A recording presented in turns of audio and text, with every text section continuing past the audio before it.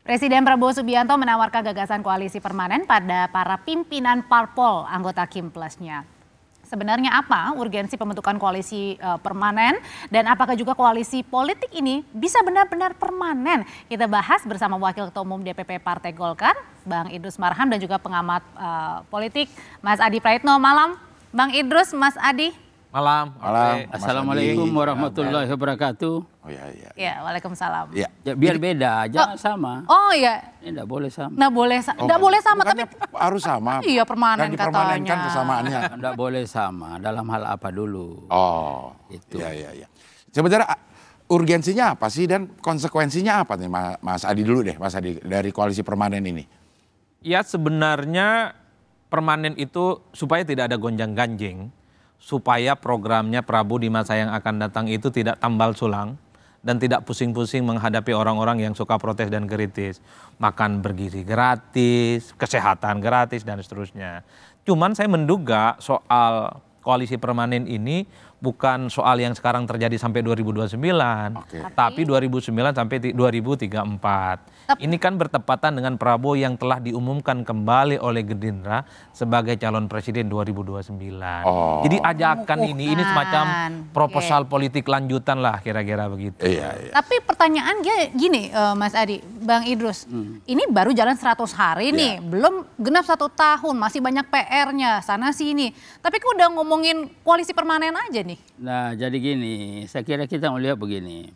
Pertama, saya ingin mengajak kita melihat masalah ini secara komprehensif, secara menyeluruh, tidak secara sepotong-sepotong, dan jangan hanya mulai dari pencalonan Pak Prabowo yang ditetapkan oleh Kongres Luar Biasa Gerindra. Nah, kalau kita melihat secara komprehensif dan secara perspektif ke depan, sebenarnya kan sejak awal Pak Prabowo itu kan sudah mencoba mencanangkan bahwa kita harus berpikir tahun 2045 Indonesia emas. Dan karena itu ada 2 konsep yang selalu menjadi perekat. Indonesia maju dan Indonesia emas tahun 2045. Dan itu sudah dibayangkan itu. Dan Pak Jokowi? Nah dalam kerangka itu maka tentu perlu ada strategi dan manajemen. Dan karena itu koalisi permanen ini adalah salah satu bentuk dari suatu strategi dan manajemen bagaimana efektivitas pemerintahan itu bisa berjalan. Untuk apa? Untuk melaksanakan pembangunan. Jadi, nah oleh karena itu dalam kerangka ini maka ada 2 hal yang harus kita sinambungkan. Yang pertama adalah kepemimpinan bangsa ke depan supaya ini berkelanjutan. Dan juga adalah pembangunan itu sendiri. Nah itulah sebabnya maka Golkar, terus terang saya ingin buka bocoran bahwa jauh-jauh sebelumnya ini di Golkar ya Pak Bahlil Lahadalia sudah bicara masalah ini. Pertama beliau menegaskan adalah bahwa kalau pada akhirnya nanti hanya ada 1 partai yang tersisa bersama dengan Prabowo, itu dipastikan bahwa itu adalah Partai Golkar. Tapi Pak Bahlil bukannya tadi pada saat ditanya teman-teman wartawan, ya kita lihat dulu nanti 2029. Bukan, nah itu kan sebenarnya kan ini saya katakan di dalam itu kan ada namanya formalitas, tetapi ide dan gagasan yang menjadi instrumen kita, yang menjadi perekat kita, yang nanti akan secara konseptual akan dibuat tahapan-tahapan sampai 45. Sampai 45 ada 3 kali lagi pemilu. Ya, jadi kita 3 kali pemilu. 2000 katakanlah 2029 34 45. Tapi emang sampai tuh. Nah, jadi bukan. Nah, kita melihat di sini. Jadi di sini kita bicara mulai daripada program. Tetapi untuk melaksanakan program ini kan perlu ada kepemimpinan. Nah, selama ini tidak berkelanjutan. Kenapa? Karena memang sistem kita. Setiap pemimpin berangkat dari visinya, visi misi. Nah itulah sebabnya kemungkinan ada perubahan-perubahan terjadi. Nah di Golkar, saya ingin dikit, di Golkar ini kita sudah siapkan konsep di Golkar ya. Tapi kan masalahnya juga kan presiden hanya boleh dikirim 2 kali, dipilih 2 kali. Nah di situ karena kita ikut pada orang, ini kita pada sistem yang kita bangun. Jadi kita tidak berpikir itu. Jadi nanti pada 2 kali Pak Prabowo juga mengatakan. Dan juga Gerindra juga sudah menyatakan demikian. Pada gilirannya nanti akan kita bicara secara terbuka mana yang paling memungkinkan dan memiliki kemampuan untuk melanjutkan kepemimpinan sekaligus pembangunan. Nah, Ya. ini Golkar konsepnya, saya ingin sampaikan. Oke. Apa itu? Nah, Bentar, Bang. biar dukun politik ini Nah, paham bentar, juga bentar. nih. Bentar, nanya ke ini. ah. Asta Cita tidak hanya dilihat sebagai visi misi, tapi dilihat sebagai sebuah gerakan pembangunan Oke, Asta bangsa Citanya Pak Prabowo untuk ya, dan menjamin Mas Gibran. kesinambungan dan perubahan untuk Indonesia emas ke depan. Oke. Bentar, Oke, sebentar kita ke Mas Adi dulu ya. Tadi kan juga Mas Adi sedikit mensinyalir bahwa ini kepentingannya untuk 2029 untuk Pak Prabowo mencalonkan calonkan lagi. lagi. Apakah ini nggak kontradiksi dengan apa kemarin kita bebas dari threshold?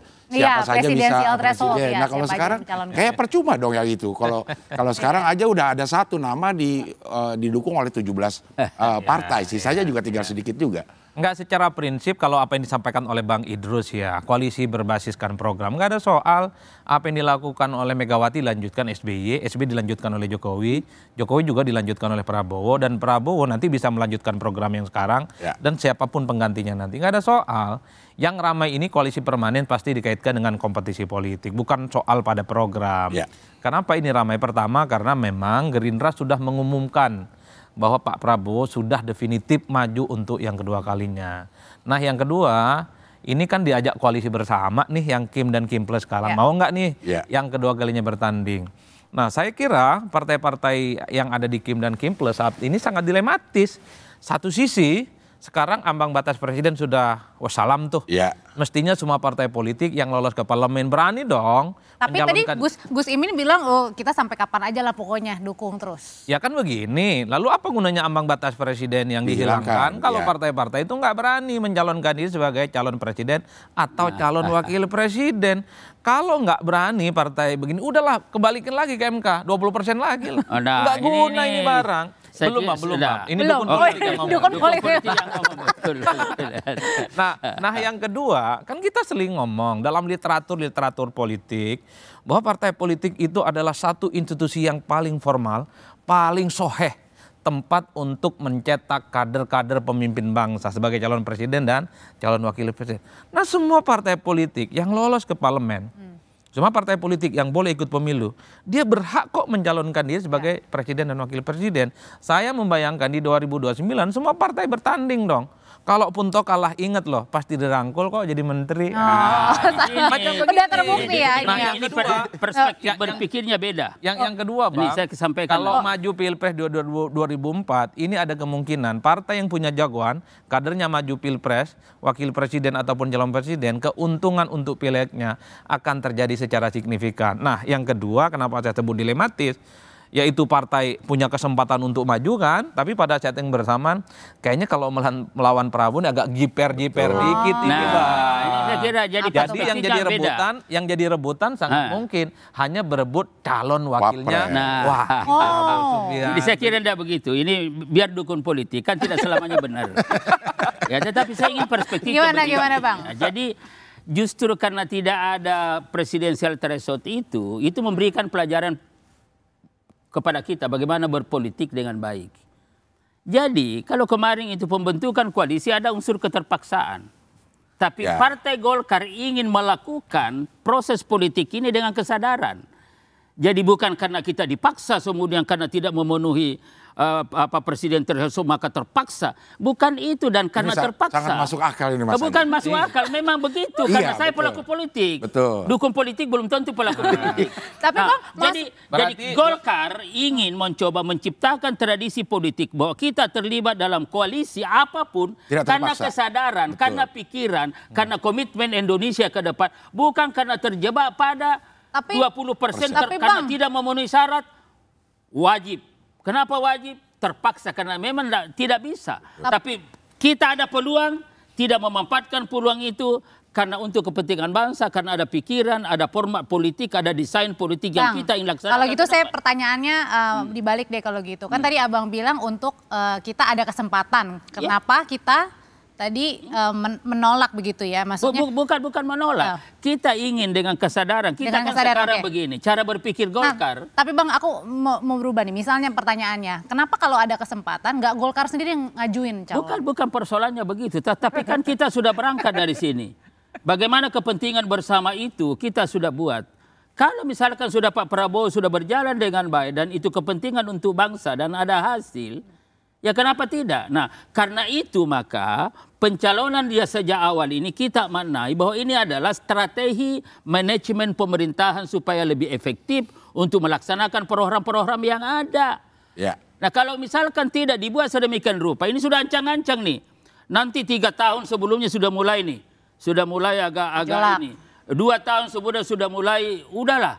Jadi akhirnya rakyat juga korban. Nah, kenapa tidak dari awal kita desain sedemikian rupa kalau memang nanti ini kita sama-sama lakukan pembangunan untuk kepentingan bangsa. Ya, jadi ini kan komitmen semua partai. Kunci mengunci dong, Ecing. Bukan masalah kunci mengunci, tetapi kan berangkatnya. Bang, jangan nakut-nakutin juga, Bang. Jadi kalaupun toh ada manuver partai jelang Pilpres itu bukan untuk menghambat program. Contoh, ketika PDIP ini bermusuhan dengan Jokowi, program Jokowi jalan terus. Apa bermusuhan memang? Iya kan udah bermusuhan, udah iya, dipecat, saya nggak tahu, ini kan dukung politik. Abang ini bermusuhan. Saya lihat baik-baik kan sesama tokoh bangsa kan harus. Kita lanjutin dulu, Bang. Ya kan jelas sudah nggak akur, Bang. Udah wassalam hubungannya. Ya, kan tokoh bangsa itu kan harus bagaimanapun harus damai, harus uswatun hasanah. Abang di depan sama di belakang beda. Beda, tapi prinsipnya begini, Bang. Saya jadi ingat lagunya Ariel Noah. Ariel Noah. Tak ada yang abadi. Jadi nggak ada yang abadi, Bang. Itu kalau begitu nanti nyanyi di depan deh. Boleh, tapi harusnya segmen 1 tadi datangnya. Iya. Suaranya lagi bagus, apalagi nggak ditonton. Lagi bagus. Tapi begini, secara teori, dalam sistem presidensialisme multipartai ekstrim seperti di Indonesia, partainya lebih dari 3-4, nggak ada cerita yang namanya koalisi permanen, Cing Abdel. Iya. Kenapa? Ada kecenderungan partai-partai di kita itu memang berpolitiknya, berkongsi kalau kebutuhan politiknya diakomodir. Itu satu. Yang kedua, sejak pengalaman pemilu langsung 2004 sampai sekarang, partai yang kalah dengan yang menang bedanya tipis, beti-beti. Ya. Dulu Golkar 2014, ya kan, tidak mendukung Jokowi, kalah. Tapi setelah itu salaman jadi bagian. 2016. 2014, 2016 masuknya. Saya ketua koalisi begitu, jangan ceritain. Jadi koalisi Merah Putih, saya ketua koalisinya deh, saya paham betul barang ini. Iya, contoh betapa partai-partai itu sulit untuk disatukan dalam koalisi permanen. 2019 kita tahu, Gerindra kalah ngusung Prabowo Subianto. Yang menang saat itu masih akur antara PDIP dengan Jokowi. Tapi 2019, atas nama gotong royong, atas nama kebangsaan, atas nama politik rangkul-menangkul, jadilah Gerindra bagian dari kekuasaan. Nah, karena itu 2024 PKB, PKS, Nasdem kalah dukung Anies jadi bagian dari koalisi plus. Apa yang mau dipermanenkan, Bang? Itu yang kemudian menjadi tradisi politik kita. Jadi nggak perlu dipermanenkan sebenarnya koalisi kita. Yang kalah pun dirangkul kok, dapat syai'un, dapat kekuasaan, dapat menteri, iya udah, dapat komisaris. Benar. Komisaris ada juga masih main itu ya. Jadi gini. Tapsus ada. Kemarin itu Pak Prabowo jelas dan tegas menyampaikan bahwa demokrasi Indonesia memiliki ciri karakter yang unik dan berbeda dengan demokrasi negara-negara lain. Nah, lalu Pak Prabowo mengatakan apa bedanya? Ya, pertama dari sisi konsepsi filosofisnya adalah bahwa demokrasi Indonesia akan dibangun dengan asas berbasis kekeluargaan, gotong royong, kekegitaan. Dan karena itu Indonesia, kata Pak Prabowo, Indonesia ini adalah rumah besar. Mari kita kelola bersama. Makanya diajak semua. Dan sekarang yang belum masuk kan tinggal PDIP. Ya Nasdem sudah. Tapi tadi masih pikir-pikir tuh kayaknya Pak Surya. Ini masalah koalisi permanen. Tetapi hari ini untuk sampai 29 kan sudah dalam satu.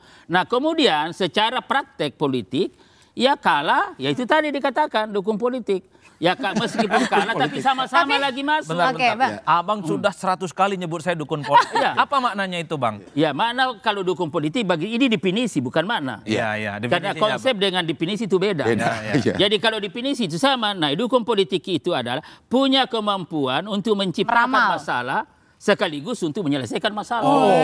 Kayak virus antivirus loh. Oke. Tapi Mas Adi, Ini tapi clear ya. Ini clear ini. Mas Adi. Jadi kalau mau memahami masalah di sini. Oke, Mas Adi, Kalau ada konsep menyelesaikan masalah juga di sini. Oke, Mas Adi, tapi pertanyaannya gini, sebenarnya apa yang diomongin sama Pak Prabowo sebenarnya ini bentuk dari rasa kepercayaan diri yang tinggi, karena kan dari lembaga survei 100 hari aja tinggi banget ya. Apa dalam bentuk was-wasan juga nih 2029 tadi itu? Karena Enggak, presidensial kalau saya threshold sih secara prinsip betul juga ada idealismenya karena memang 5 tahun untuk menyelesaikan program-program strategis yang pro dengan rakyat itu nggak mungkin tuntas dan maksimal.